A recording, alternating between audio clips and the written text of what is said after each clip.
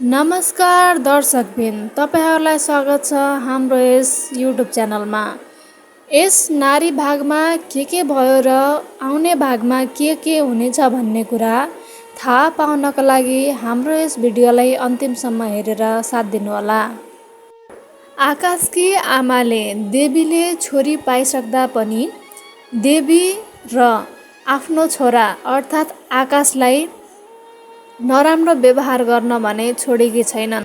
आकाशकी आमाले देवीलाई आमा नै अलक्षिणी भएपछि छोरी अलक्षिणी नहुने कुरा त हुनै भएन भन्छन् र अब यिनीहरूले आफ्नै सन्तानको कारणले धेरै दुःख र हेला पाउनुपर्ने छ भनेर उनीहरूलाई ताना दिन्छन्।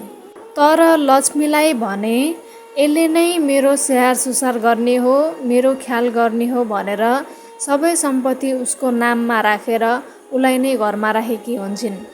तर उता लक्ष्मीले आकाशसँग बिहे गरेको कुरा न त देवीलाई थाहा छ न त आकाशकी आमालाई। बिहे गरेको कुरा त केवल आकाश र लक्ष्मीलाई मात्रै थाहा छ र लक्ष्मीले आकाशलाई आफ्नो नियन्त्रणमा लग्नको लागि र आफ्नो मनमर्जी गराउनको लागि आफ्नो बिहेको भिडियो बनाएर राखेकी छिन्।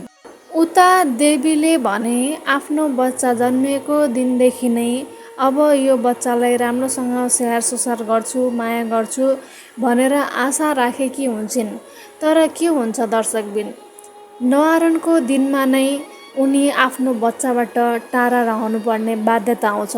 देवीलाई जे गर्दा पनि दुःख नै दुःख। पहिला बिहे हुँदा बित्तिकै बुहारी भएर आफ्नो घरमा जाँदा त्यति दुःख पाइन्। त्यसपछि पनि आफ्नी सासूको षड्यन्त्रहरू कहिल्यै कम भएनन् र अहिले छोरी पाइसक्दा पनि छोरीबाट छुटिएर बस्नु भनेको कुनै सानो दुःख होइन। किन हरेकचोटि देवीलाई नै दुःखमाथि दुःख परिरहन्छ। उता सीताले भने आफ्नो घरमा आफ्नो श्रीमान र सासूको मन जित्न सफल भएकी छिन्। त्यस घरमा आउने सबै समस्याको अगाडि सीता नै उभिएपछि त्यस घरमा भएका सबैले उनलाई माया गर्न र सम्मान दिन थालेका छन्। उता भने सीताको श्रीमान गौरवले अघिल्लो भागमा डिभोर्स पेपर च्यातेर फालेको देख्न सकिन्छ र सरिता र सरिताकी आमा चिना हेराउन जान्छन्। त्यहाँ गएर सबै घर परिवारका मानिसहरूको चिना राम्रै र सरिताको अब राम्रो घरबाट कुरा चल्ने पनि थाहा पाउँछिन् र सरिताकी भाउजूको भने 2 वर्षसम्म सन्तान नहुने भन्ने कुरा पनि थाहा पाउँछन्। अनि सीताकी भाउजूले सबैको मन जितेर सबैलाई फकाएर घरबाट निकालेर त्यो घरमा आफू एक्लै शासन गर्ने छिन् भन्ने कुरा पनि थाहा पाउँछन्।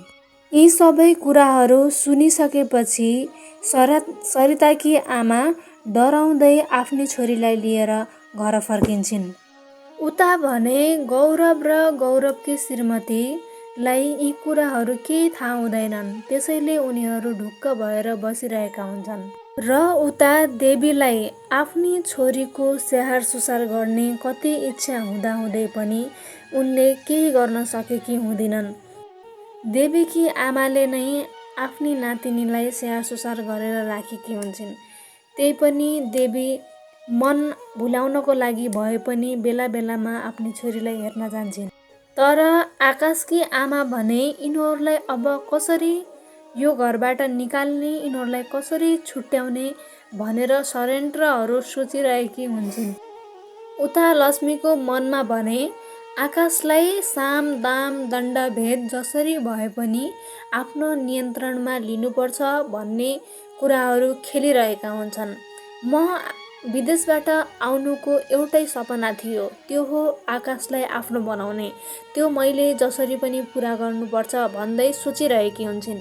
र मेरो यो सपना पुरा गर्न मैले त्यही बिहेको भिडियो देखाएर आकाशलाई ब्ल्याकमेल गर्नुपर्छ, ब्ल्याकमेल नगरेसम्म कोही पनि नियन्त्रणमा आउँदैन भनेर अनेक थरी सोचिरहेकी हुन्छन्। र त्यसपछि आकाशलाई बोलाएर ब्ल्याकमेल गर्नको लागि घरबाट अलि पर कुरा गर्न बोलाउँछिन्। तर आकाश भने आउन मान्दैनन्। मैले छोरीलाई लिएर खोप लगाउन जानु छ भनेर भन्छन्। तर लक्ष्मी आकाशले भनेको कुरा मान्दिनन्। तिमीसँग जरुरी कुरा गर्नु छ, जसरी भए पनि आऊ भनेर बोलाउँछिन्। त्यति भन्दा पनि लक्ष्मीले नमानेपछि आकाश लक्ष्मीलाई भेट्न जान्छन् र आकाशलाई देख्दा बित्तिकै लक्ष्मी दौडेर आएर आकाशलाई अँगालो हाल्छिन् र भन्छन्, कति दिन हामी यसरी लुकेर भेट्ने, अब हामी सँगै बस्नुपर्छ, सबैलाई भन्नुपर्छ भन्छन्।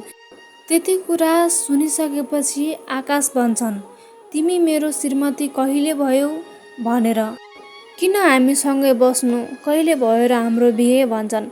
त्यतिकैमा लक्ष्मी भन्छन्, तिम्रो र मेरो बिहे भएको भिडियो मसँग छ, तिमीले मैले जे भनेको त्यही मान्नुपर्छ भनेर। त्यति भनेपछि लक्ष्मी भन्छन्, मलाई पहिलेदेखि नै व्यापार व्यवसाय गर्ने ठुलो रहर छ। यहाँको नागरिकता मेरो छैन, मलाई जसरी पनि नागरिकता चाहियो, तिम्रो नामबाट मलाई नागरिकता चाहियो भनेर आकाशलाई भन्छन्। लक्ष्मीले त्यति भनिसकेपछि आकाशले नमान्ने त कुरै हुँदैन। आकाश पनि मान्छन् र भन्छन्, आज म छोरीलाई लिएर हस्पिटल जाँदैछु खोप लगाउन, भोलि गएर हामी नागरिकता बनाउला भनेर उनलाई भन्छन्। किनकि लक्ष्मीले आकाश र आफ्नो बिहे गरेको भिडियो राखेकी हुन्छन्। आकाशलाई डर हुन्छ कि कतै यो भिडियो सबैलाई देखाएर हाम्रो बिहे भएको कुरा सबैले थाहा पाए भने के होला भन्ने उनलाई डर हुन्छ। तर के लक्ष्मीको व्यापार व्यवसाय गर्ने साँच्चीकै सपना हो त? हजुरहरूलाई के लाग्छ? उनले आकाशकी आमाको सम्पत्ति आफ्नो नाममा गराउनको लागि यत्रो षड्यन्त्र त गरेकी होइनन्? आफ्नो बाबुआमा विदेश भएको कारण उनको नागरिकता नबनेर अहिले आकाशको नामबाट आफ्नो नागरिकता बनाएर त्यो सम्पत्ति आफ्नो हात पार्न कोसिस त गरेकी होइनन्? हामीले अर्को भागमा हेर्न सक्छौँ के हुन्छ यो बारे। र उता छोरीलाई खोप लगाउने भनेर देवी र देवीकी आमा आकाशको प्रतीक्षा गरिरहेकी हुन्छन्। धेरै ढिलासम्म पनि आकाश नआएपछि उनीहरू दुईटा खोप लगाउने भनेर जान्छन् र त्यसपछि आकाश जब घरमा पुग्छन् उहाँ कोही हुँदैनन्। त्यस पश्चात छोरीलाई खोप लगाएर ल्याइसक्दा देवी भने आकाशको घरमा काम गरिरहेकी हुन्छन् र देवीकी आमा बाहिर झाडु लगाइरहेकी हुन्छन्। झाडु लगाएर भित्र छोरीलाई हेर्न जाँदा त्यहाँ छोरी हुँदिनन्। दर्शकबिन यस्तो के भयो? छोरी किन गायब भइन्, कसरी भइन् र कसले लग्यो भन्ने कुरा थाहा पाउनको लागि हाम्रो यस च्यानललाई सब्स्क्राइब गर्नुहोला र आउने भागको प्रतीक्षा पनि गर्नुहोला। हाम्रो यस भिडियोलाई लाइक गरेर हाम्रो च्यानललाई सब्स्क्राइब गरेर हामीसँग जोडिन नबिर्सनुहोला। धन्यवाद।